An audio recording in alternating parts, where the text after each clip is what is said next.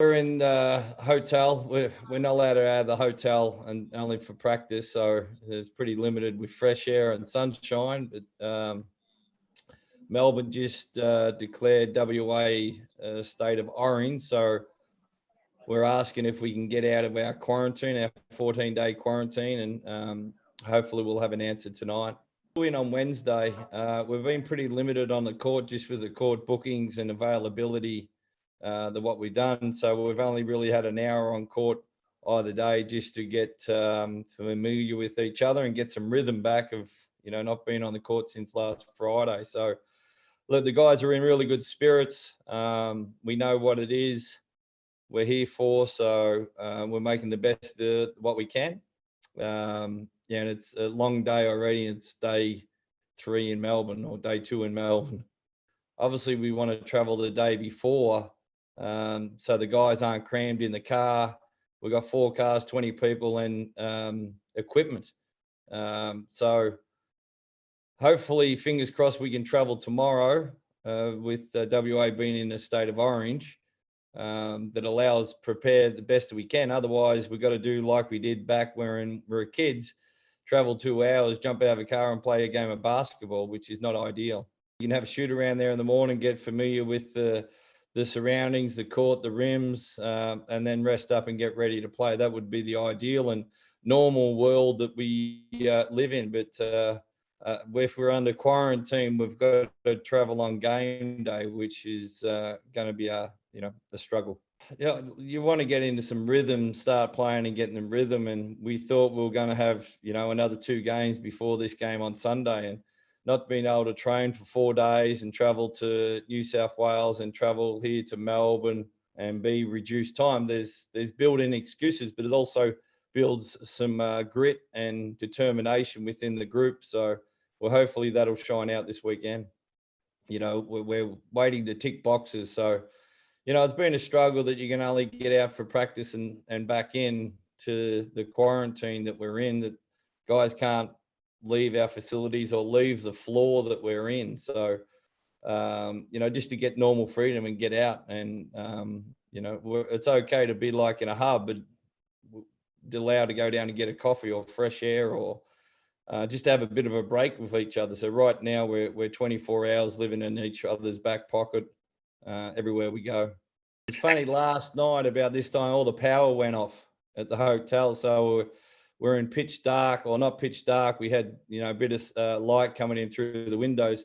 So the guys got together and everyone had to open their door up and play a game of hide and seek. So I don't know if too many professional sporting teams would play a game of hide and seek in the hotels while the power was out. So, we've got some really good personnel, some experienced guys to lighten things up. And we've put a team joke every day just to keep the mood light. And it's pretty easy to get negative, and we're just trying to lighten things up. Well, that's the longer the season goes, it's better for us. The season's normally over at this time of the year, so that's a positive. And we're really at the hands of the government. We can't do anything more than what we've had. We've asked for them to look at it, and just the change of personnel there, it hasn't helped. And obviously with the shutdown for COVID hasn't helped. So we're at the beg and mercy of what the government decide. And if they came back and said he can play, we'll certainly bring an import in as soon as we can. Melbourne recruited really well.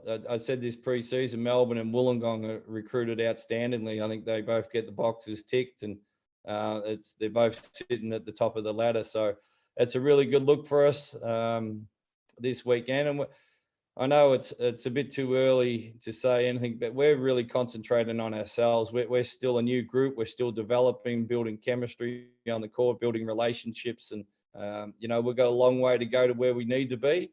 And hopefully we can take a step towards that this weekend. It gives us a chance to build relationships. And we normally have a big trip in pre-season that we go away for a week to 10 days just to get some chemistry and build that off-court relationship. So even though that we can't, take each other down for a coffee or a walk or go to kick the football together, it's still we're still trying to build relationships up, because they're the most important. When the pressure comes, it's relationships, and the relationships build rings. we talked about that when we went to Sydney for those 2 days. It's like these things are out of our control, and it's the roll with the punches. You can stop and complain, but it's going to affect your performance. And some things you just got to let go and push the button to the toilet and let it flush down and move on to the next thing. Really leave that scouting stuff up to the assistant coaches and trust them with that. I'd spend more of my time on our team, how we're executing on both ends of the court and how we're building relationships. So we've spent a lot of time on that and so much on Melbourne. But there's a few things, obviously, with Chris Golding out there. He's he's in the Boomer squad for a reason. Jack Landell is an NBA player. So you look at those two firecrackers they got there straight away, and they got some good support around Hobson and McCarron, and they've recruited very well this year. So that depth of talent, is that the biggest challenge for them? Yeah, I don't know. Look, I haven't spent much time. Yeah, we think if we play our brand of basketball and play like we're capable of, we can beat any team. Hopefully, we can celebrate Jesse's milestone this weekend. He's been a club legend. I think he's 4th on the list now of Wildcats Pass and Vlahov. So just those names that he's in, the category he's in, just echoes what kind of career he's had. Yeah, Jesse kind of shrugs it off. It was funny yesterday at practice.